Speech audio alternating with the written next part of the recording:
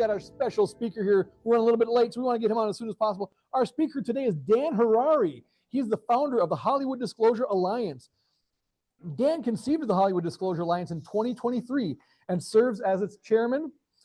He co-founded the HDA based in Los Angeles, California, along with noted UAP ET disclosure advocate Stephen Bassett. If you recall, Stephen Bassett also spoke to us recently. Born and raised just outside of Asbury Park, New Jersey, Dan Harary is a man of many talents. While best known for his 40-plus years of work in Hollywood as an entertainment industry publicist and owner of the boutique Asbury PR agency in Beverly Hills, AsburyPR.com, Dan is also author of 4 books, Flirting with Fame, After They Came, My Paranormal Life, and 5. In addition, Dan is also a 4-time UFO experiencer and longtime member of the Southern California chapter of MUFON, the chairman and creator of the Hollywood Disclosure Alliance, the host of a weekly podcast entitled From Hollywood, It's Paranormal Tonight, which airs on the newly launched HDA YouTube channel, the founder, editorial director, and owner of the newly launched WOW Signal News Service, a unique new publicity distribution service for those researchers who are working across every avenue of the UAP UFO ET issue, the director of media relations in Contact in the Desert, the world's largest annual UFO conference, and the executive producer of the original HDA documentary Secrets in the Spotlight, which airs on Amazon Prime. Dan has been interviewed about his UFO experiences many dozens of times by top radio shows and podcasts around the world. He's also given lectures for audiences at Contact in the Desert, the Conscious Life Expo, Southern California MUFON, the Hollywood Disclosure Alliance, several MUFON chapters across the USA, and the newly formed ISEEU or ICU UFO group based in Los Angeles. And Dan sent me a special message too, saying that his appearance at Minnesota MUFON is the absolute favorite thing he's going to do all year. He's been looking so forward to. He just can't wait to speak to us. Please give a big Minnesota MUFON welcome to Dan Harary. Oh, thank you. Boy, when do I sleep? You know, I do a lot of things. Thank you all very much for having me on. I appreciate it. I became friends this past year at Contact in the Desert, and she invited me today to do this talk. And if I can figure this out and do this correctly. Okay, great. Okay. All right. Thank you very much for having me. You guys, I appreciate it. I'm Dan Harary. My last name rhymes with Ferrari. That's how people remember it. That's how I actually remember it. It's not an easy name. I'm the author of a book called After They Came, and it's a science fiction novel. It came out March 1st, 2023. And since this book came out 2.5 years ago, it really literally has changed my life in many, many ways. And that's why I'm really speaking to you today, because of this book. My talk today is called Why I Think My Father Was Involved with UFOs for the U.S. Military. Before we get to that, into my UFO stories, though, I thought it might be a little bit fun for you guys to get to know me a little bit about my career. I've been working in Hollywood as a publicist for 42 years. I've worked with countless movie, TV stars, rock music stars, many, many other entertainment industry legends. Going back to the age of 15, I've been working with celebrities and stages and famous people most of my life. In summer 2022, my first book was published. It's called Flirting with Fame. A Hollywood publicist recalls 50 years of celebrity close encounters. This was my book, A Launch Party in LA. And here are some fun photos from that book that are featured inside that book. You'll probably recognize some of these people. Spielberg, of course, and Dee Wallace, the star of the movie E.T. She's a very dear friend of mine. You older folks out there would probably remember these guys, Milton Berle and Sid Caesar, TV comedy legends from the 50s. An actress named Karen Black. I worked with her for a while. On the right is when I met Al Gore, vice president, at a Hollywood event. I did a play, I did the PR for a play with Jack Black a few years ago, very nice guy. I knew Jerry Seinfeld before he was famous. I met Jerry in 1981. He became famous in 1992, I think it was. So I knew him a long time. And there, of course, is George Costanza on the right. I met him at a Boston University alumni party. These are two of my teenage heroes. I got to spend some time with Alice Cooper and Mickey Dolenz. For those of you who are old enough to remember, Mickey was the drummer for the Monkees. and we'll get to more about Mickey in a minute, but I've been a drummer my whole life because because of Mickey Dolenz and the Monkees. Another old timer, Steve Allen. I spent a great deal of time with him. I was his publicist for a while. The picture on the right with Drew Carey was a few years ago. I did a project with him. Believe it or not, that's Michelle Phillips from the Mamas and the Papas. She's a friend of mine. This is what she looks like recently. On the right, I went to an event. Special guest star was Brian May from Queen. One of my early jobs in LA, everyone was, believe it or not, I was the first publicist for the Playboy channel. In the early 80s, I worked with Hugh Hefner, and my wife wasn't too happy about it. I had just gotten married at the time. This is me and my mother with Mel Brooks at an event. And my mother and Mel Brooks went to the same high school in Brooklyn. So I introduced them, and the two of them had a half-hour discussion about Brooklyn. And this picture, for me, this picture looks like I'm with my parents. I love this picture. Probably my favorite celebrity picture that I have. Okay, so now we get into my early childhood. That's me with my dad in 1957. I was born in Deal, New Jersey, one town west of Asbury Park, New Jersey. My dad worked as an electronics engineer and a physicist for a nearby Army base called Fort Monmouth. This is me and my dad. I was one, I think, in 1957. Can you tell my father was a nerd? Look at his pocket. You know, the pens, mechanical pens and pencils and the pocket protectors. My father had those in his pockets every day of his life.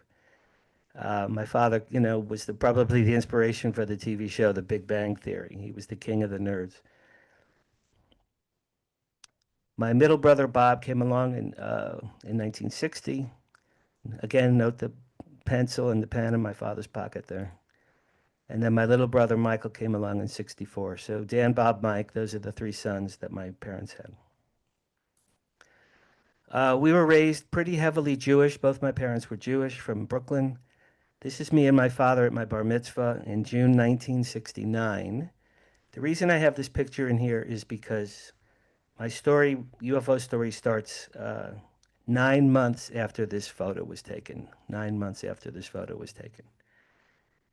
In March 1970, my father was driving me home from school one day. It was about 3 o'clock in the afternoon. It was daylight. Again, I was 13 years old. I was in my dad's car. He's driving. I was in the passenger seat. I looked up and I saw through the windshield a huge silver V craft hovering above my father's car, maybe no more than 200 feet above my father's car, maybe lower. This is just the graphic illustration. This is not exactly what it was, but it was similar to this. And again, it was daylight when I saw this.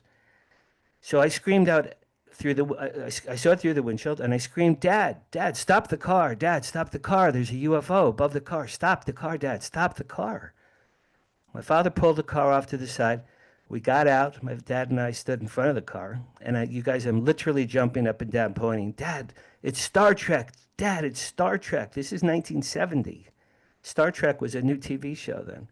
Dad, look, it's Star Trek. I'm jumping up and down like an imbecile. My father looked at this seventh wonder of the world like he was bored to tears, no interest whatsoever, couldn't care less. He had no expression on his face. He wasn't happy, he wasn't sad, he wasn't frightened, just no expression on his face. It made absolutely no sense at all at the time. After a few minutes, he looked bored. My father looked bored. After a few minutes, he said, come on, kid, let's go home. So we got home, we went back in the car. And then I remembered more recently when we got back in the car, this craft followed the car for another 2 or 3 blocks. And then it slowly and steadily shot off into the distance. We got home. I ran into the kitchen. This is a 1970 rotary telephone. I called the Asbury Park Press, my hometown newspaper. And the lady answered. I said, hi, my name is Danny. I'm 13. I just saw a UFO with my dad. And the lady replied, Sonny, I can't talk to you right now. We're getting hundreds of phone calls about this. I'm very sorry, I gotta go. I remember clearly that's what she told me. We're getting hundreds of phone calls about this. So she hung up. No story ever ran in the paper. I checked every day that week. Now, this is the turning point of the story. I forgot that this event happened, you guys, for 47 years. 47 years. I forgot that this happened. My dad and I never, ever discussed this. We never told my mother or my brothers or my friends when I got home that day. It never, ever was discussed. It was completely forgotten in my brain for 47 years. Now, for the past 3 years, many people have been asking me, Danny, how could you possibly have forgotten such a remarkable event in your life? And the answer, my friends, is simply one word: drums. This is me when I was 2, got my first drum. My parents tell me I was a drummer starting at age 2. But like I mentioned a few minutes ago, in 1966, when these characters came on TV, the Monkees, drums changed my life. I fell in love with Mickey Dolenz, the drummer, and I was going to now become a drummer. I got a drum set when I was 12, and I played in a series of rock bands with my friends from 12 until I went to college at 18. Now, this is my first rock band called Radiation. If you look in the red circle way in the back in the trees there, that's me and the drums. I was also the lead singer. I can't sing a note now, but I guess when I was 13, I could sing okay. And I love this photo, man. I love this picture. It's such a great picture. The guy in the front, this little guy here in the front, his name is Steve, and I'll get to him in a second. Yeah, okay. From the ages of, so my friend Steve right here in the front. He has been playing guitar his whole life. Today he owns The Cutting Room. It's a very famous nightclub in New York City, The Cutting Room. My friend Steve discovered Lady Gaga, okay? So that's a pretty interesting side note. Anyway, from 15 to 18, Steve and I were the stage managers also of a concert hall in Asbury Park. After school, we'd ride our bikes there, and it was called the Sunshine Inn. We ran stage crew and the stage lighting. We worked with Kiss, we worked with Fleetwood Mac, we worked with Humble Pie, Jay Giles, Deep Purple, Edgar Winter, more bands than I can even remember. This is also that group a year later. I had hair at one time, you can see. There's me and Steve, another band that we had. This is the longest my hair ever got. Yes, I had hair at one point in my life. Okay, so we worked with Bruce Springsteen in 1973. Look at the ticket prices, you guys, $3.50. This was Bruce's first show the week his first album came out, which was called Greetings from Asbury Park. And Steve and I worked with Bruce for 2 days on rehearsals and the show with stage crew and lighting. And he was a nice guy. At the time, he was not famous. And I think only 200 people came to that show. Can you imagine? $3.50. A true story, after this concert was over, Clarence Clemens, who was Bruce's sax player, may he rest in peace, came over to me and Steve and he asked us if we wanted to go on the road as Bruce Springsteen's road crew. To which I replied, and this is a true story, Clarence, we're only 16. We don't even drive yet. I'm pretty sure our fathers want us to go to college. So I turned down Bruce Springsteen. Okay, now we jump ahead. I graduated from Boston University in 1978. I studied communications. Side note, Howard Stern, the radio legend, was at college with me when I was there. He was there together at the same time. I then worked briefly at Columbia Pictures in New York in 1980. I moved to LA in fall of 80. I started working in the entertainment industry in 1982. I got married in 84. My son was born in 88. My daughter was born in 90. I got divorced in 92. You might notice a correlation between the birth of 2 children in a row and getting divorced. I worked at high-profile Hollywood PR jobs from 84 to 96. My ex-wife and I got divorced in 92. My ex-wife and kids moved to Lancaster, California in 92. That's called the High Desert. And then I launched my own company, Asbury PR, October 96. Next October, my company will be 30 years old. Okay. Now, my ex-wife and kids moved out to Lancaster, California, not far from Edwards Air Force Base. And I visited my kids every weekend. I lived in LA and they were out there in Lancaster for several years. I visited my kids every single weekend. I was a very good divorced father. I saw them all the time. These are my kids in 1996. At this time, my son Jordan was 8, and my daughter Anjali is 6 in this photo. Today, my son is 37, my daughter's 35, and obviously I'm 209. Okay, so next comes my second UFO sighting, and I have to set this up. In May 96, I got my son Jordan a telescope for his 8th birthday. And I brought it out to Lancaster, and we were out there in the backyard of my ex-wife's house. It's his eighth birthday, and crystal clear skies in the high desert. The skies are crystal clear.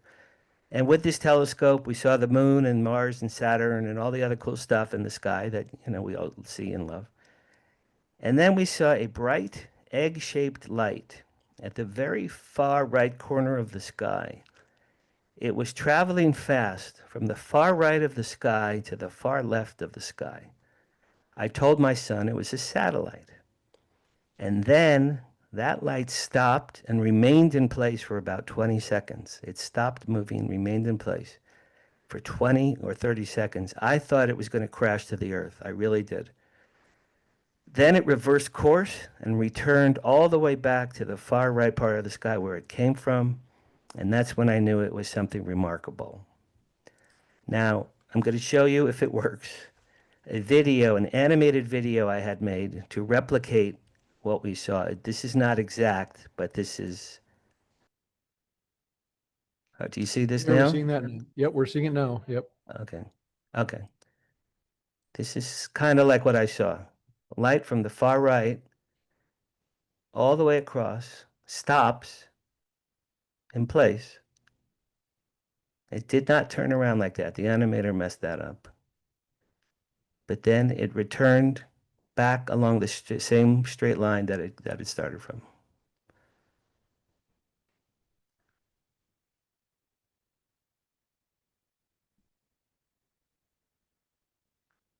Okay. All right, so now I have to jump back up here again. Sorry. That's all right. We can relate. Yeah, I've never been good at this. I told Risa, she knows. Okay, so that was it's a video comparable sort of to what we saw. I knew it wasn't a satellite, a comet, an airplane, a helicopter. What can move like that? What can move like that, stay in place, and then return? I'm friends with Jimmy Church, and I told him this story. Jimmy said, Dan, you were near Edwards Air Force Base at the time. They were probably testing man-made military UFOs, and I'm convinced that whatever my son and I saw that day, that's what that was. Also, it's interesting. I saw my first UFO in 1970 with my father, and then I saw the second UFO 28 years later with my son. So father-son thing, kind of interesting. Okay. Now we jump ahead on my UFO journey. In 2007, I'm in a paranormal bookstore here in LA. I had never heard of paranormal books in my life. I didn't know that was a thing. I went in there and I saw books about aliens and UFOs and the pyramids and crop circles and Bigfoot and ghosts, past lives, reincarnation, Chariots of the Gods by Eric von Daniken, Zecharia Sitchin's Genesis Revisited, books by Richard Dolan, Kathleen Martin's book, Betty and Barney Hill. I bought 1 million books, you guys, that day. I didn't know any of this stuff existed. I bought as many books as I could carry. I brought them all home, and I read them. And as I was reading these books, it's the first time I ever heard about MUFON. I had never heard of MUFON. This is 2007. So I read about MUFON. There was a MUFON SoCal chapter. There still is. There's a SoCal chapter of MUFON. I joined it in 2007. At the time, a guy named Steve Murillo ran the meetings. The very first MUFON meeting I ever went to, SoCal meeting in 2007, was, this is just their logo, Giorgio Tsoukalos. Now, can you imagine, for me, this is it's like the first rock concert I ever went to in my life was the Beatles. My first UFO conference I ever went to in my life was Giorgio Tsoukalos. So how lucky was I? He did 90 minutes on ancient alien theory. Now, this is 2 years before the TV show Ancient Aliens was on the air. So he was not famous at this time. He still had the crazy black hair. But this is 2 years before his show was on the History Channel. Giorgio spoke for about 90 minutes. He talked about biblical references to UFOs in the Bible, and ancient cave drawings, petroglyphs carved into rocks showing weird creatures and futuristic looking craft, UFOs in Renaissance art, the Nazca lines, the pyramids in Egypt, South and Central America, Stonehenge, the Easter Island Moai statues, Roswell, Betty and Barney, Travis Walton.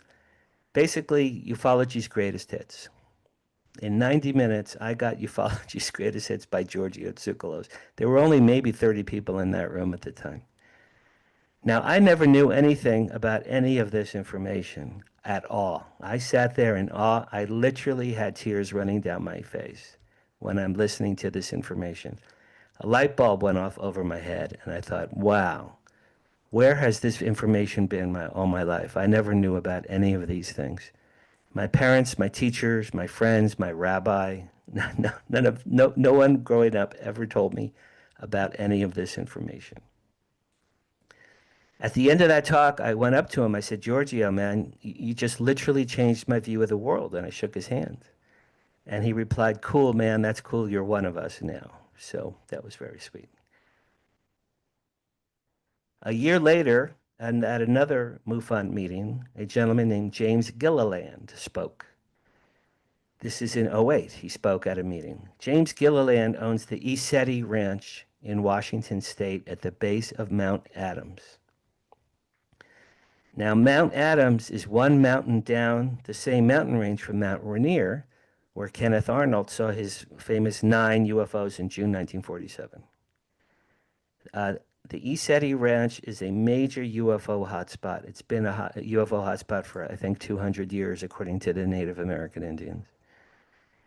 At that MUFON meeting in '08, James showed videos and photos, dozens of them, incredibly clear videos and photos of UFOs, every shape, size, and color above his property that he had assembled for years and years. And they were just remarkable. The footage that this guy showed was remarkable. He told us he was going to have a 3-day open house conference on his property, 4th of July weekend, 2008. I had a girlfriend at the time named Barbara. She was a TV writer, and I begged her to go with me. So she and I went to the Isetti Ranch for 3 days at this open house, July 4th weekend, '08. We stayed at a bed and breakfast nearby. During the days, James set up this big giant white tent on his property, and under the tent they showed movies and lectures and panel discussions. I believe Nick Pope was there, David Childress, William Henry, they all spoke. And one of the things they showed was a film about orbs. I had never heard the phrase orbs. They showed a film about orbs, which was very interesting. So for 3 days, they had lectures and films and very interesting presentations under this white tent. And then at night, they built a big bonfire on the property, and there were about 200 people of us. And people were singing and dancing around the bonfire at night, playing guitars and tambourines, and dancing around the bonfires at night. Each night, we would look up at the sky for many, many hours. Now, here's a cool photo. This is a photo of my then girlfriend, Barbara, at left, and another woman who was there. These are orbs. They were dancing around. I took this photo with my camera, and those are orbs. You couldn't see those with the naked eye, but the camera picked them up. And that's the only paranormal photo I have ever taken, but I think that's a pretty good one. So the first day was a Friday, and they had lectures and films and seminars. Friday night, we looked up at the sky, hours and hours and hours, nothing happened. Saturday, same thing again, lectures, films, seminars. Looked up at the sky, hours and hours and hours, absolutely nothing. And you know, you all know this, your neck really starts to hurt after 2-3 hours of looking up, straight up at the sky. Sunday night, the last night of the open house, more seminars, lectures, films. We're looking up at the sky for a few hours, nothing's happening. After about 2 hours on that last Sunday night, I literally pulled out my car keys out of my pants. I said, Barbara, if we leave right now, we can beat the rush. There was like 200 cars on the property. I literally said, if we leave right now, we can beat the rush. Just as I said that, a huge black UFO craft appeared from behind us, blocked out the sky, and hovered above us. I'm going to say 200, maybe 200 feet above us for about 3 minutes. The underneath part of this craft had a huge glass crystal-like bulb thing that lit up a brilliant dark emerald green. Now this is a photo I found online. I did not take this photo. But this bulb underneath this huge black craft lit up like this color green. And then, you guys, that green light flashed down and bathed us, 200 people on the ground, bathed us in emerald green light. And it went on and off like Morse code. It was like light, light, light, light, light, light, light, light, light, light, light. And it was green. It was green like the Wizard of Oz green. Now, you know from the X-Files when Mulder and Scully, they're looking up at the sky, they're bathed in the white light. We were bathed in emerald green light. It was magnificent. It was remarkable. While this green light was flashing above us, I literally was getting a message in my heart, not in my head, not in my ears, not in my brain. In my heart, I got the following message. Hello, we're here. We're late. We're sorry. We know you've been waiting for us. We just wanted to say everything's cool. Don't be afraid. We love you. Do not fear us. Be kind to one another. Be kind to planet Earth. Love one another. We'll see you again another time. We have to go. Then this light turned off, and the craft slowly, and this was a huge black craft. I don't know the shape of it. It was so big, but it blocked out the stars. And then it slowly moved away from us, and then it went bang, zoom, and then zapped away, vanishing over Mount Adams in the distance. After this craft left, I cried. People were crying. It was one of the most remarkable events in my life. And I can still feel that feeling in my heart today, 17 years later. When I experienced that craft, you guys, I knew for sure that we are not alone. So that was my third UFO sighting. Okay, moving on. So now we jump forward in time. April 2017, my dad passed away in Florida at 86. He had severe Alzheimer's at the end. My brothers and I said goodbye to him a few weeks before he passed away. He had no idea who we were. It was very, very sad. 3 days after my father died, I'm in LA. I went to Junior's Deli, which is a famous deli near UCLA, to get a pastrami sandwich, which my father used to love, and to think about my dad and to be sad. That's the reason I went to this deli on that day.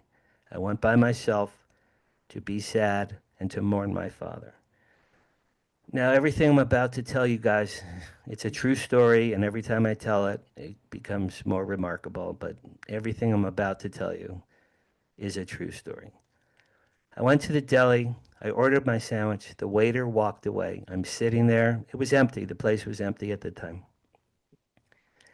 As I'm sitting at the table, a powerful, intense beam of light came from above and hit me in the head, in the right side of the head, so hard it felt like someone had taken their knuckle fist and had hit me in the right side of my head.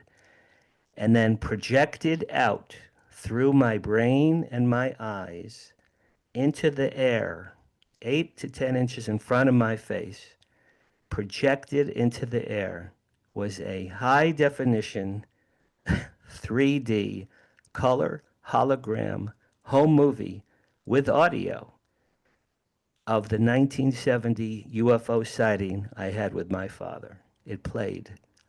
It played in the air like a perfect high definition rectangle, perfect edges. And I saw this and I'm watching this and I'm like, oh my God, I remember that. It was projected out from my eyes like I was watching a home movie. It was as clear as I'm looking at my hand right now. It was crystal clear. The movie was not from my point of view. I was actually in the movie. My joke is that maybe God was the cameraman standing a few feet behind my father's car, shooting this footage. Today, I think that this may have been from the Akashic records. If any of you have studied the Akashic records, I think that's where this came from.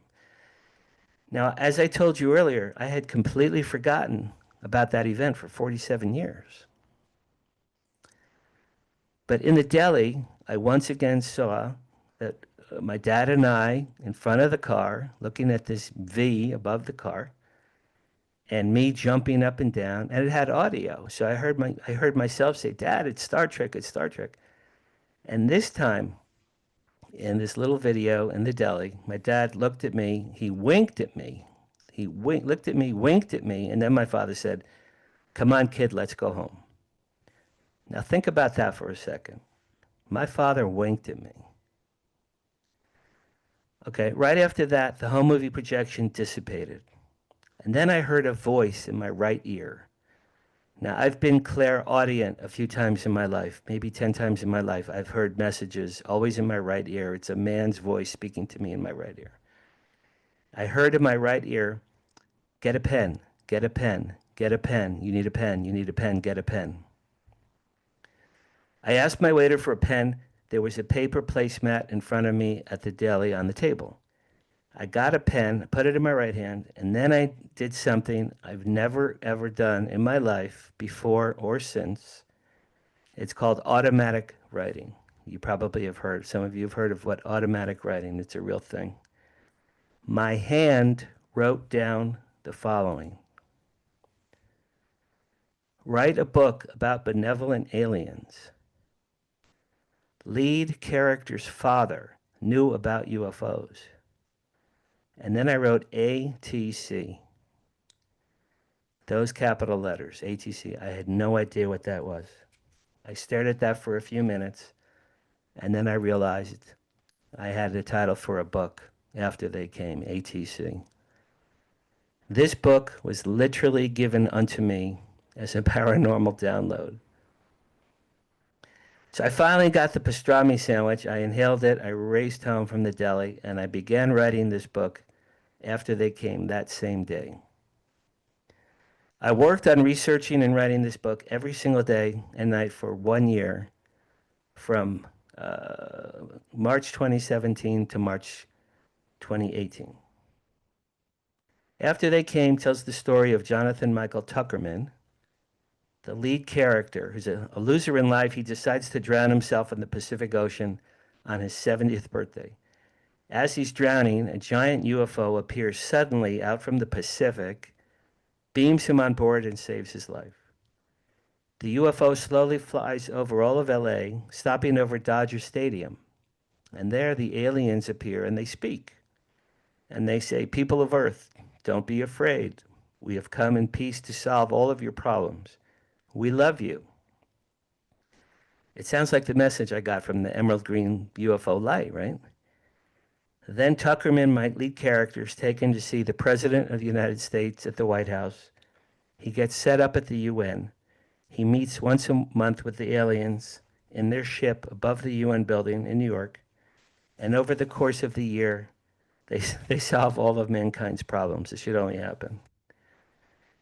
At the end of that first year, Tuckerman wins the Nobel Prize. He becomes known as the hero of Earth. He's reunited with his long-lost children. His best friend is the president. He becomes a millionaire, and he marries a beautiful doctor. That's just the first third of the book. Of course, there's an evil race of ETs who suddenly make themselves known on the Earth, and you'll have to read the book to find out about the rest of the story. I refer to my book as The Day the Earth Stood Still meets It's a Wonderful Life. Along the way, Tuckerman, my lead character, discovers that his late father, a military scientist, knew about aliens and UFOs starting in the 1950s but never shared that information with anyone at all. Does that sound familiar? Yes. A few months before my book was published, I reached out to an agent in LA. His name is Sean West, and he helped me get some advanced book review quotes from famous UFO researchers. Nick Pope called my book a delightful tale of wonder and hope. Richard Dolan says my book was a captivating novel of benevolent alien contact. And Travis Walton said my book could serve as the basis of an entertaining film adaptation. Pretty good reviews from pretty major people. Now remember that automatic writing that made me write the phrase, lead character's father knew about UFOs. I realized I had to write a book making myself the lead character and then pursuing the theory that my father did know about UFOs in real life. So while I was writing after they came, I realized I needed to research my father for the very first time. This process led me to discover who he was and what he did for a living. And there's my dad once again with his pencils and his pens in his pocket there. My dad worked as a civilian electronics engineer and physicist for the U.S. Army from 1951 to 1996 at Fort Monmouth, New Jersey, within the radar branch of the Camp Evans Signal Laboratory. There, he designed and invented missiles and radar systems. He had top secret security clearance. He often gave talks at the Pentagon. And he once told me when I was little that he had written a report that was read by President JFK. According to my mother, my dad made many, many trips to White Sands Missile Testing Range during the 50s, 60s, and 70s, where they tested the various missiles and radar systems that my father was involved in designing. Growing up, let's see here. Yeah, White Sands. Yeah, my dad used to go there all the time. Now, for those of you who study ufology, a lot of reverse engineered UFO craft and things are tested there as well. Growing up, I never knew what my dad did for work. Every time I ever asked him, he said he always and only would reply, Danny, I helped America win the Cold War. That's all my father ever said about his job. Around 1968, just once, my dad actually told me something about his work. He said he just invented a flying craft. It looked like a flying garbage can that shot film while spying on North Vietnam. He told me that once the rolls of film were shot, they were then parachuted down to Earth while emitting electronic beeping signals so our troops could find them on the ground. This was probably around 1968, to which I replied, gee, Dad, that's so cool. Can we get ice cream? I'm 12 at the time. What do I know about this stuff? My late dear friend Earl Grey Anderson from MUFON sent me this image. He and I are convinced that this was my father's flying garbage can. That's pretty cool, right? Does that not look like a flying garbage can? Shortly after my father died, I found this newsletter in one of my scrapbooks. I'd never read it before. He had given it to me in May 1985, and it was from my father's workplace.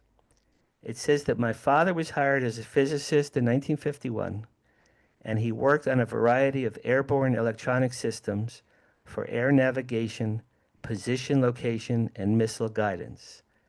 And then you guys, in this paper, it says that my father helped to invent military drones. My father helped to invent military drones. He supervised the surveillance drone database program, which expanded the base of unmanned aerial surveillance and target acquisitions.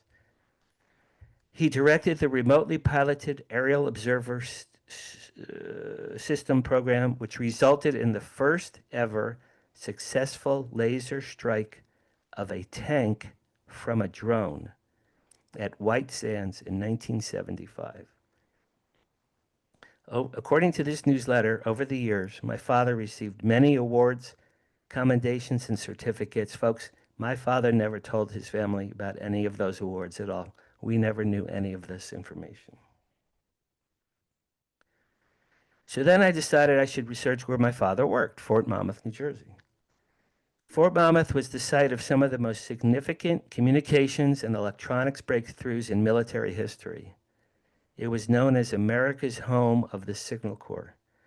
During the 20th century, over 4,000 patents were attributed to the scientists and engineers who invented new technologies at Fort Monmouth.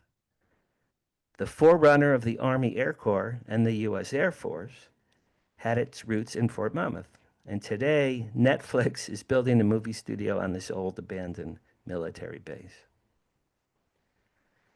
Some of the innovations created at Fort Monmouth included the development of FM radios and radar in the 30s. They helped invent radar in the 30s, before my dad got there.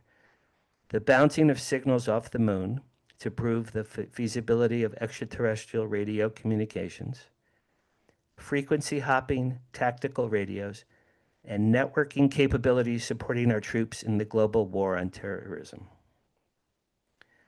During the Korean War, very high-frequency radios, mortar locators, and trained pigeons, believe it or not, Fort Monmouth used trained homing pigeons, all kept American troops safe.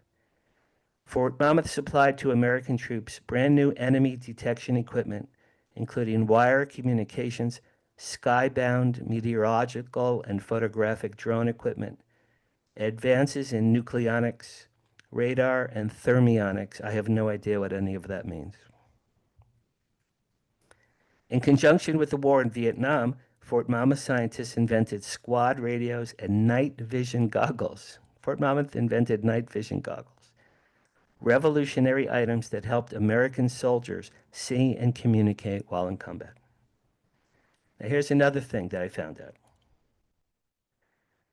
while researching my father. Fort Monmouth owned 200 acres of property in Deal, New Jersey, called the Deal Test Site. This was the first installation in North America to detect and record Sputnik in 1957. For many years, the Deal Test Site was one of the U.S. government's prime tracking stations in North America. The Sputnik launch, as we all know, marked the start of the U.S.-Russian space race. Fort Monmouth personnel were there at the very beginning of the space race, and in this photo at right, Werner von Braun is seen visiting that location. Now, folks, here's the kicker. The Deal Test Site was directly across the street from my childhood house. I never knew about this until my father died in 2017. Now I know why he bought that house for my family in the summer of 1963. Okay, moving on.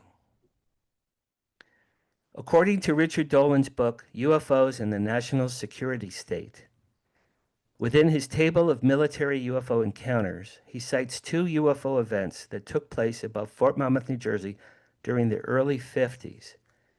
The first was on September 10th, 1951, in which a radar and visual report of a metallic, disc-shaped object flying at 900 miles an hour appeared above the base. And then another sighting happened on July 1st, 1952, in which there was a radar and visual report of 2 UFO objects hovering above the base, then speeding away. My dad may have seen one or both of these events, since he had just begun working at Fort Monmouth in June 51. But at the least, since he worked in the radar branch, he must have heard about one or both of those UFO sightings. He had to have. After my father died in 2017, I called my mother to ask her if he'd ever talked about UFOs. After all, everything my father worked on at Fort Monmouth had to do with the sky. My mom, who recently turned 91, God bless her, my mother's 91, told me a story in 2017 I had never heard before. She said in the early 1960s, my father had been taken deep down into the vaults at Fort Monmouth Army Base, where he was shown something above top secret, something he was never to reveal to anyone. When he came home from work that night, my mother said he was pale and shaking and very, very nervous. My mother said to to my father, "Honey, what's wrong?" My father said to my mother, "I saw something today that's highly top secret. I can never tell you or anyone about it as long as I live." And he never did. And to this day, my mother says, "Your father was never the same after that day." Can you tell the Brooklyn Jewish accent there? I noticed that, yes. Okay, then I read this book, Fort Monmouth, the U.S. Army's House of Magic. And this book describes in detail many of the fort's major inventions. And some of these I'd mentioned earlier, but Fort Monmouth invented the radars that detected incoming Japanese planes at Pearl Harbor, FM radio, night vision, weather satellites, walkie-talkies, the first signals ever bounced off the moon, laser-powered drones, and air-to-ground radio, as well as many thousands of other inventions. Now think about that, FM radio, which we all use to this day. Then I read this book, McCarthy, Monmouth, and the Deep State. In this book, an engineer named Alan Gross, who worked in the radar branch at Fort Monmouth with my father, stated in October 1953, quote, "The Army has very good security regulations here," meaning Fort Monmouth. "They have amplified those regulations since our involvement with Project Blue Book." Okay. Fort Monmouth was an Army base. They were involved in some way with Project Blue Book, which we all know investigated UFOs. Why was the Army involved with an Air Force UFO project? Now we jump to June 2023.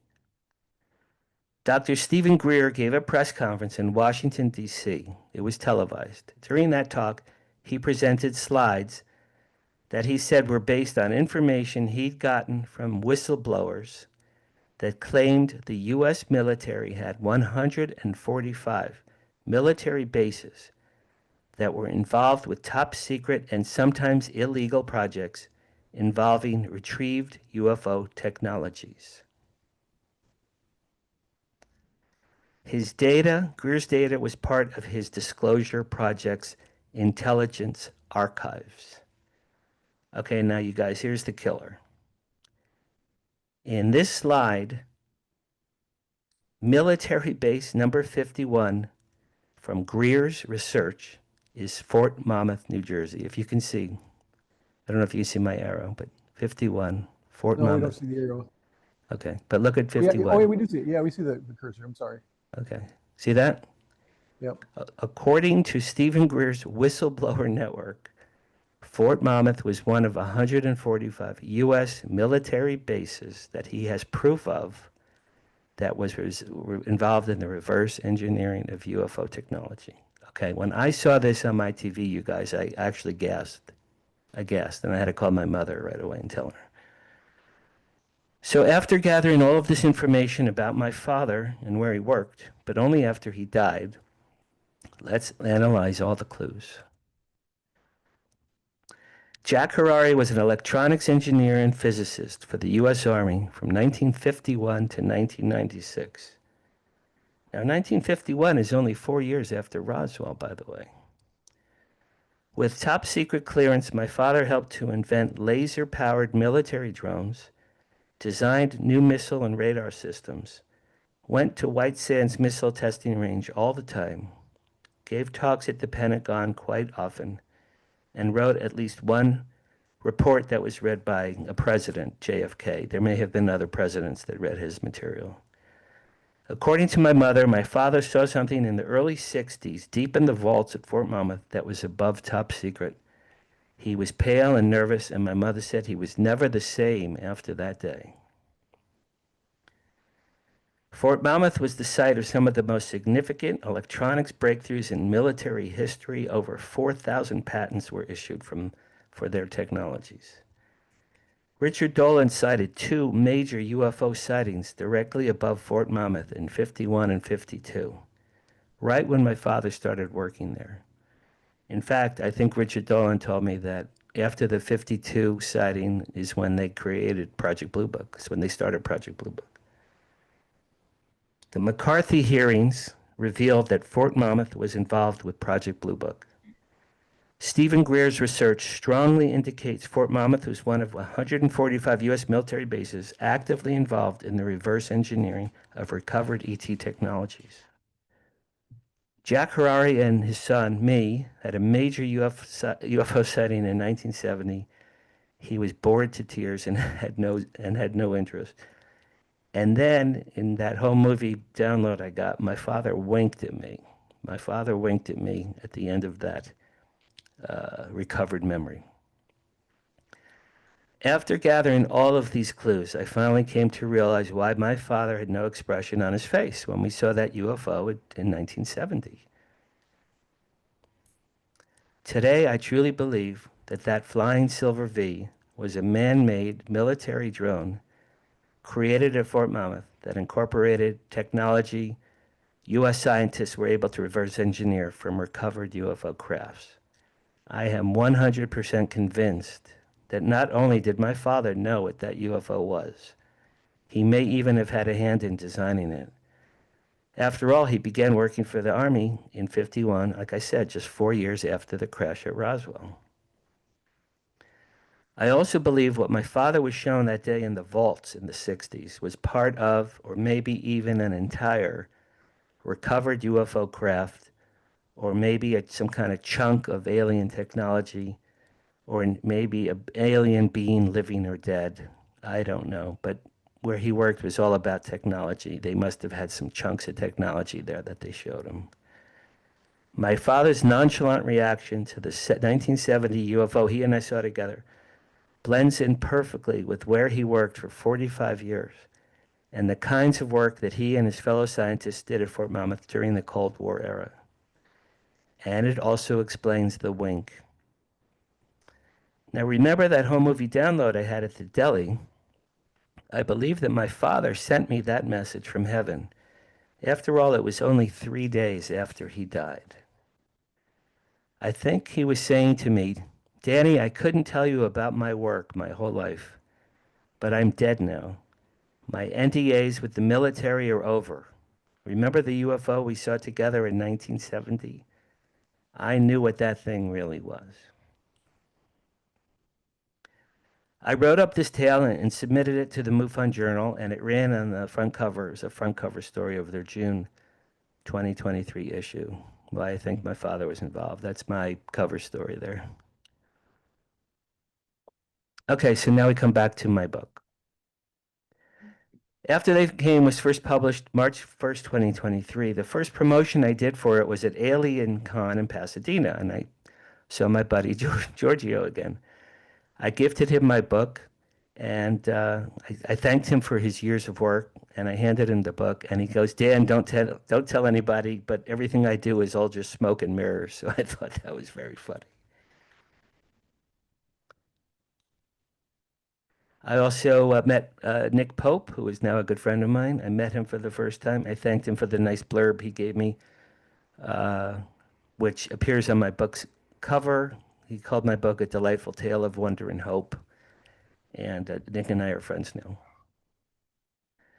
I met Eric Von Daniken. I gave him my book, and he said, oh, I haven't read that one yet. I said, Eric, it just came out yesterday. Thought that was pretty funny. I was interviewed on Channel 5 News at Alien Con live to talk about my book and my father and my father's work. In March 2023, a few weeks after Alien Con, a few weeks later, I attended UFO Con in San Francisco. This is me and my brother. He helped me promote the book. He lived up there at the time. And at that UFO conference, I also attended a lecture by Stephen Bassett. You guys all know Stephen Bassett. I had seen Stephen on TV on Ancient Aliens, but I had never heard him speak before. Steve gave a talk about disclosure. Now, I'll be honest, I had no idea what the topic of disclosure was about. I had never heard of it in regard to the UAP phenomenon at all. I watched Steve do a 90-minute talk explaining disclosure in all of his glory, and I was very impressed by his passion, his knowledge, and his long experience working as a disclosure activist in Washington, D.C. since 1996. Next year will be 30 years that he's been there. Did you know Steve Bassett coined the term the truth embargo? Later that night that Stephen gave a lecture, I met him at the hotel restaurant. I gave him a copy of my book. I told him I was a publicist. We exchanged business cards, and that might have been the end of it. In May 2023, 2 months later, Stephen Bassett was in LA. He called me up and suggested we have lunch together. We met at Michelli's Italian restaurant, a famous place in Hollywood, for 3 hours, and we shared our life stories and a very large antipasta salad. 3 hours. At the end of that lunch, Stephen looked at me and said, Dan, I'm a disclosure guy. You're a Hollywood guy. What can we do together? Now, right at that moment, I recalled that 30 years earlier, I had handled the PR launch for a new Hollywood group called the Environmental Media Association, which was back in 1989. I looked up at the ceiling for 2 seconds. I had a light bulb epiphany, and over my head, I said, Stephen, you and I are going to create the Hollywood Disclosure Alliance. 4 days later, Steve invited me to attend my first Contact in the Desert. There I met many of our favorite people in ufology. George Norrie, Paul Hynek, Richard Dolan, Michael Schratt, Katie Page, Ron Janix, Carolyn Corey, Ron James, many, many other people. Stephen and I were telling everyone we spoke to at Contact 2023 that we were going to create a brand new organization to bring together for the first time ever UFO and UAP researchers, experiencers, and disclosure advocates, and blend them with entertainment industry writers, producers, directors, and performers. The very first person we met with was George Norrie. George Norrie grabbed me by the shoulder. We told him about HDA, and he said, Danny, sign me up. I want to be your very first member. So George Norrie became the very first member of our group. The goal behind the HDA is to serve as a networking hub through which the next era of movies, TV shows, and documentaries can be developed, pitched, nurtured, produced, and eventually shown on screens around the world. In that way, these new projects can all be based on the real-life stories and experiences of real-life people. All during summer and fall of 2023, Stephen and I began melding our contacts, connections, colleagues, peers, and friends together so we could build up a truly unique organization. On November 1st, 2023, the HDA convened its very first board of directors meeting. That's this photo. At Musso and Frank, a very famous Hollywood restaurant. I just happened to be the publicist for that restaurant. This was our first board meeting. There's the late Earl Grey Anderson, may he rest in peace. This is Ron Janix and Gordon Peckrell. They own and operate Contact in the Desert. This is Sean West. He's the agent to the stars, UFO stars. He represents Nick Pope, Richard Dolan, Lynn Katai, Dr. Michio Kaku, and Travis Walton. There's Paul Hynek. There's me and my daughter. This is Dania Ramirez and her husband. They're UFO enthusiasts. She's an actress. This is Sean Jablonski. He produced the Project Blue Book TV series. The next day, November 2nd, we officially launched the HDA with our first meeting also at that same restaurant. This was exactly 2 years ago this week, you guys. 2 years ago this week, we launched the Hollywood Disclosure Alliance. Our first meeting, we had about 50 people in the room and another 25 people from around the world on Zoom. Now check out these people on Zoom. Nick Pope, Richard and Tracy Dolan, Lynn Katai, Chuck Sikowski, Katie Page, Danny Sheehan, Sev Talk, Steve Bassett. It was quite remarkable. It was quite remarkable. Today, the HDA has about 240 members, several of whom are located internationally. I get numerous emails every week from people around the world who ask me if they can join. We have movie stars and TV stars as members, including Shirley MacLaine, Thomas Jane, Dee Wallace, Dania Ramirez, Dave Foley. Dee Dee Pfeiffer is Michelle Pfeiffer's sister. and Michael Ian Black, along with dozens of gifted Hollywood writers, producers, directors who are storytellers. The HDA is a nonprofit 501c3 and also includes as members many of the most prominent UAP experiencers in the world, not to the least of which are Travis Walton and Whitley Strieber. Today, the HDA is bigger and far more amazing than Stephen and I ever could have imagined. We got really good press, which has been very positive, and it very quickly exceeded our wildest dreams. In March 2024, we held our first live members event. We called it The Making of Project Blue Book, the TV series. And we had Paul and Joel Hynek, sons of the late Dr. J. Allen Hynek. And they explained his work on Project Blue Book, along with the creators of the TV show. This is all from that first presentation that we did.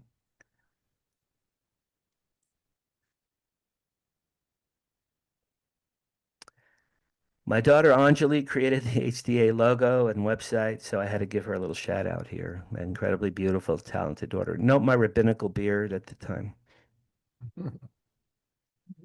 In June 2024, we presented a panel entitled Disclosure and Consciousness in the Media at Contact in the Desert. Here's a very out of focus picture. I was the MC for that panel. Okay, now I have to tell you this. On the last night of Contact in the Desert 2024, the last night there, last year, they held a CE5 event outdoors. If you all know what a CE5 event is. A CE5 event is an outdoor event where many, many people gather together. Sometimes you hold hands, but either standing or sitting, holding hands in a large circle, and you're looking up. There's a leader looking up into the sky. The leader says, "Oh, Space Brothers, we love you. We believe in you. Please show yourselves. We want to commune with you. We would love to make contact with you. Please show yourselves. We're here for you. Please land and let us meet you, or please show yourselves to you." It's something like this. So we did that at Contact 2024. It went from 8 p.m. to 10:30 p.m. 200 people outdoors in Palm Springs. And we're standing in a circle holding hands. It was very lovely. After 2.5 hours looking up, it gets tiring. Then the leader said, "All right, you can lay on the grass and just think positive thoughts." So I laid on the grass, looked at my watch, and I said to myself, if I don't see a UFO in the next 5 minutes, I'm going to go to bed. At 10:35, a loud boom happened in the sky. Dark gray cloud, puff of smoke appeared, boom, in the sky above us. And out of the sky came something that looked like this. Now, this is an AI rendering. This is not exact, but what I saw, and I swear to God, this is a true story. Gray puff of cloud. Out of it shot a white V, a bright white V craft, rounded tips. It had a gold ribbon of color through it. It looked like vanilla ice cream with caramel. Underneath the two wings were octopus-looking suction pods, clear, translucent, light brown octopus suction pods, two on under each wing. They were pulsating. They were pulsating. They looked like it was alive. I saw it with my own eyes. I said to myself, whatever that thing is, it's alive. It's alive. The bottom part of this craft had a living entity attached to it. I swear on my daughter, this is a true story. Okay. September 2024, we presented Thomas Jane's lecture. Thomas Jane is this guy in the middle. He's a famous movie star. He's working on a book called A Human's Guide to Visiting Aliens. It's going to be published soon. September 24, we presented Thomas Jane's lecture, A Human's Guide to Visiting Aliens. We presented Ron James' lecture called Accidental Truth. He's a filmmaker right here. His new film, Accidental Truth, comes out next month. Michael Schratt spoke about Leonard Stringfield's UFO crash retrieval data. And that was a really wonderful event that we had. Earlier this year in April, we did an event called The Women of the HDA. All of these brilliant, wonderful, gifted, beautiful women are HDA members, and each of them were talking about their UFO and ET experiences. In May and June of this year, I produced a documentary from the Hollywood Disclosure Lines. I produced it called Inside Hollywood, Aliens, UFOs, and the Quest for Disclosure. We got it onto Amazon. You can and Amazon Prime. They changed the title to Secrets in the Spotlight. So if you want to see it on Amazon, my movie, it's called Secrets in the Spotlight, and this is an incredibly out of focus image that I'm very ashamed of. The documentary features interviews with lots of notables, including Danny Sheehan, Linda Moulton Howe, Ron James, Ron Janix, Jimmy Church, Britt Elders, Michael Schratt, Paul Hynek, Thomas Jane, and it includes Earl Grey Anderson's last ever on-camera interview. Earl was the head of MUFON SoCal for a few years until he passed away in April this year. Very sad, and many of us are still mourning his loss. Presently, I'm pitching my book After They Came as a multi-part TV streaming series to producers. In my fantasy world, my lead character would be Steve Carell. The President of the United States would be Oprah Winfrey.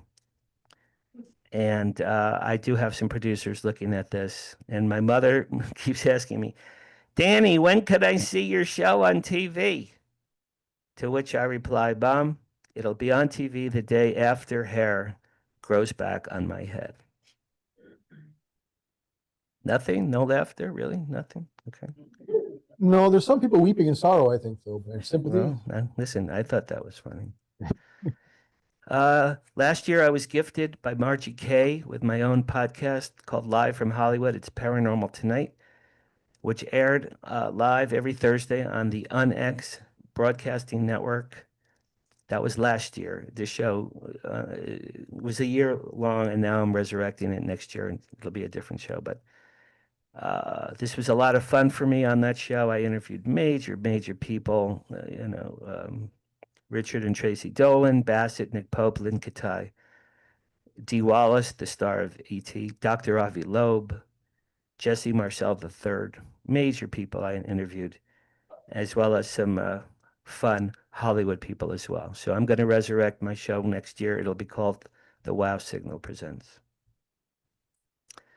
In related news, my newest book was published last summer. It's called My Paranormal Life, Supernatural Stories from a Hollywood Insider.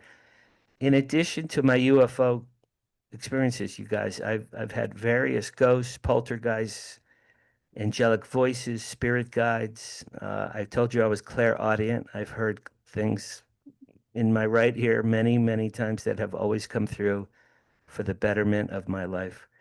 Wacky things have been happening to me since the age of 5. So these are true stories. It's on Amazon, My Paranormal Life. Every story in this book is true. When I first met Steve Bassett in 2023, I realized there was no one singular source of news for ufologists on a global scale. So earlier this year in March, my daughter and I created and launched the Wow Signal news service. Check it out.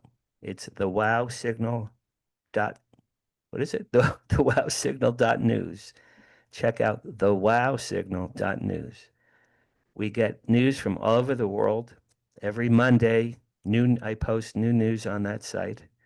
And every Thursday, we call that week's news into a newsletter. And believe it or not, hundreds of thousands of people around the world get that newsletter every Thursday. The wowsignal.news. It caught on, and it's been very popular. In conclusion, I'd like to thank my late father, Jack Harary, for his service to our country and for giving me that digital download home movie from heaven at the deli in 2017. My book, After They Came, led me onto an entirely new life path, and one that has been remarkably interesting and fun and rewarding.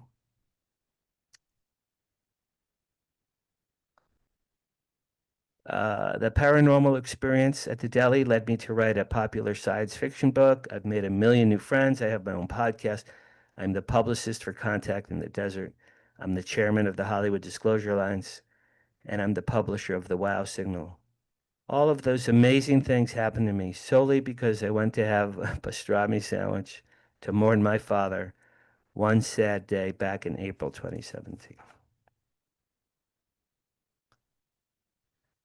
This is the last time I saw my dad in Florida on his 86th and final birthday. I wish I could talk to him today about UFOs.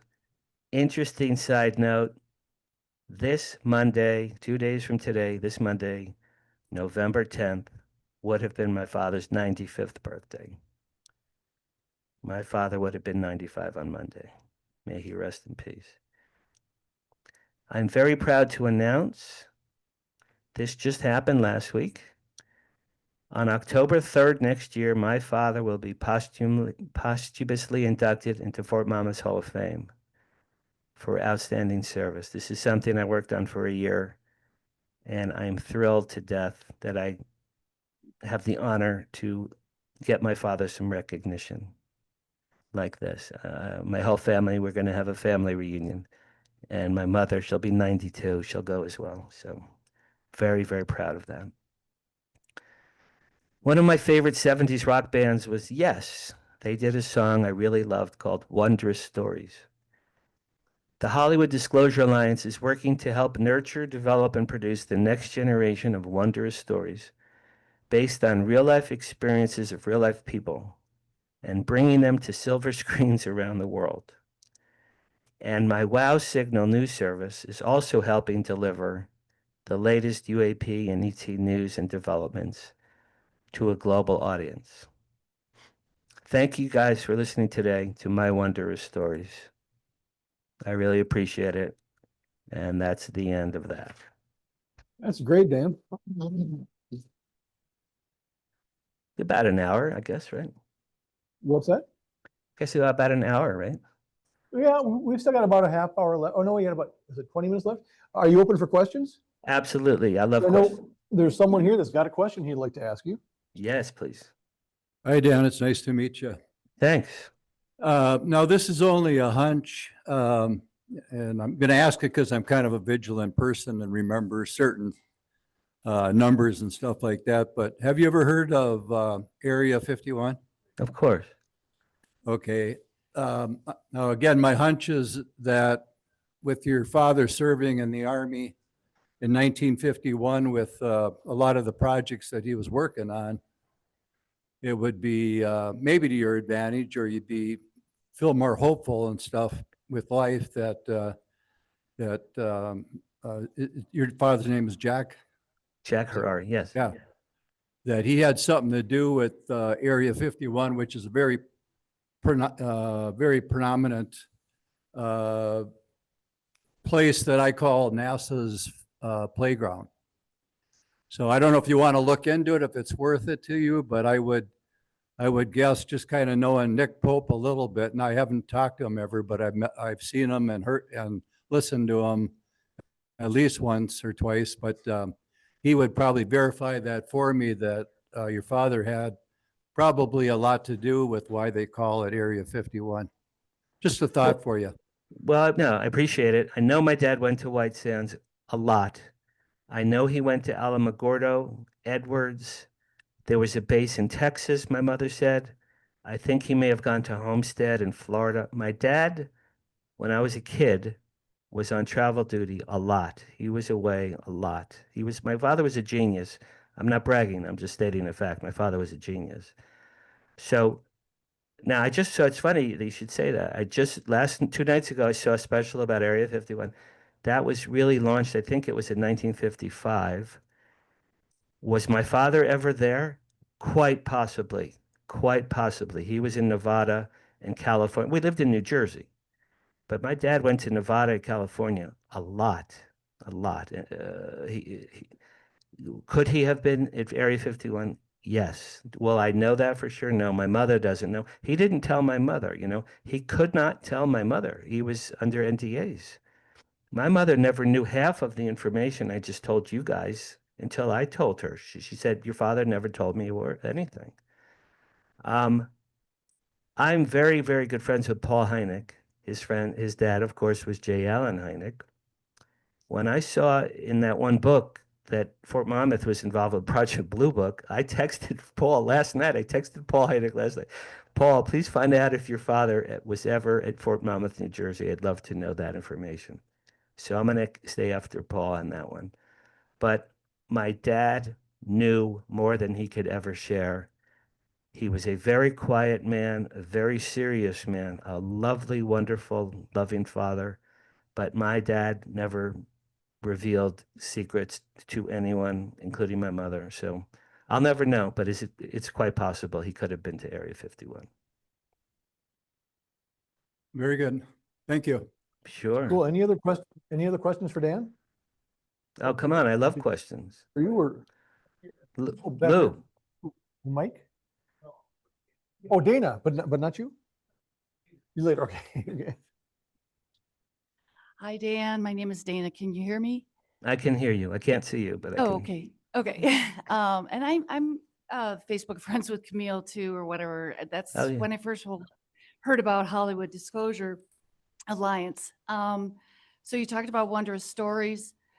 First of all, I want to say you and I are very, very similar, like right down to the drums.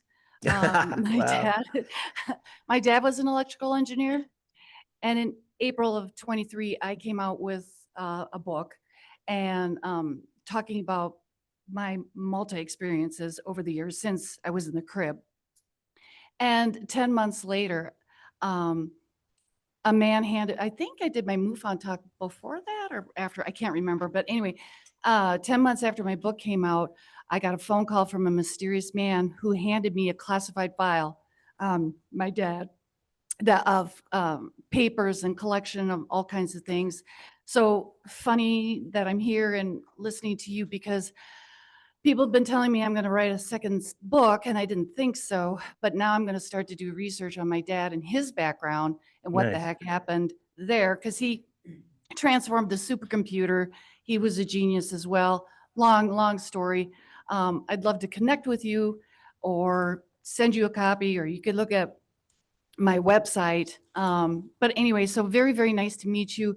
I would like to connect with you because just even to hold my hand a little bit, because of our father's backgrounds and everything. So I'd be honored. I'd be honored. thank you so much. So my name's Dana Louise, and I'll reach out to you on Facebook or something like that, or however. Well, I'll give you my. I have like 5 emails. Do you want one of my? Do you want one of my emails? Yeah, sure.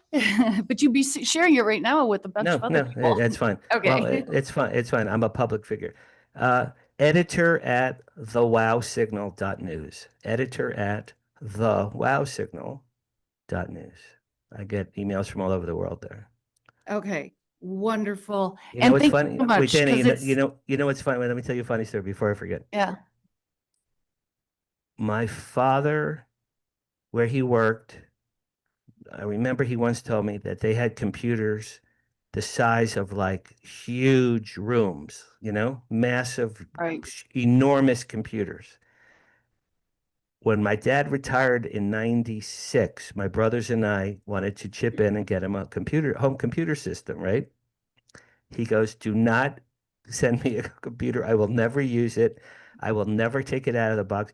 I've known about computers from day one. I want nothing to do with computers. So my father, from the day he retired till the day he died, never used a home computer. He just had no interest anymore. Well, I can understand that. Anyway, it's really, really nice to meet you. Well, you didn't really meet me, but we're talking, whatever, to connect. And thank you so much. I'm very excited. So thank you, That's because I'm very about sweet. to do a new big adventure myself. So thanks. I appreciate it. You probably can tell I'm very big with fathers and sons. And Paul Hynek and I always talk about fathers and sons, and it sounds like you're gonna do a daughter father thing, and that's lovely too. Well, we do have another question over here, and I do know why it's called Area 51. So if you want to hear about that sometime, let me know. I'll tell you why it's called Area 51. But here's another question. Dan, thanks for presenting for us tonight. It was very good. I was just wondering if your children have had any UAP or paranormal experiences. My son lives in Alaska, and he has seen a number of UAP. He's lived in Alaska since 2008. And he will call me or text me and tell me, hey, I just saw, a purple orb. And I'm like, oh, cool. That's great. That's fine.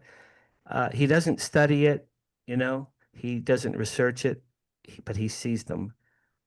My daughter loves me to death, but she is a Christian and she leans in a different direction. And I try to make her understand that extraterrestrials are real and she thinks they're angels. So to answer you, my son has seen UFOs and my daughter goes in a different way. Lou. Cool. Okay, Lou Grube here. I've been interested in UFOs since Roswell in 1947. Wow. With the, we've had hearings in Washington, D.C. now, and 3 or 4 people working on this stuff. Do you think the government will ever reveal to us even part of what they know? I have given this a lot of thought, and Stephen Bassett is one of my best friends in the world, and I have not told him this. I do not believe disclosure will ever happen through an official head of state. And the reason why, they have nothing to gain. Trump or King Charles or the Pope or Putin, they have nothing to gain. There's no gain. So there are 2 alternatives. One is when the NHIET people are ready and they want us to know en masse, they certainly can and will do so. That was one thing. My efforts with my Hollywood group and my WOW signal are to get more and more stories out into the world about these things that keep happening to people all over the world. Not lunatics. It used to be in the 50s, it was a farmer, baling hay with no teeth. And he said, I saw a UFO. And everyone thought he was crazy. It's David Grush and Lou Elizondo and Tim Gallaudet. I mean, major. Marco Rubio knows. Tim Burchett, what's his name? Tim Burchett Yep. from Congress. Major people know the stuff is real. Trump would have no gain. There would be no gain. All the lawsuits that would come out and all the queries and all the people that would be demanding all the files and records going back to Roswell and even earlier. FDR knew about the Battle of Los Angeles UFO event. That was in 1942. 1942. I have friends through my HDA group, 3 friends who are making a documentary as we speak about the Magenta, Italy UFO crash in 1933. The Pope and Mussolini covered that up. Italy, 1933 UFO crash, documented, something that really happened. This stuff has been happening for a very, very long time. I don't think official disclosure. Now, Steve Bassett thinks Trump's going to go on TV tomorrow and say aliens are real. I don't see it.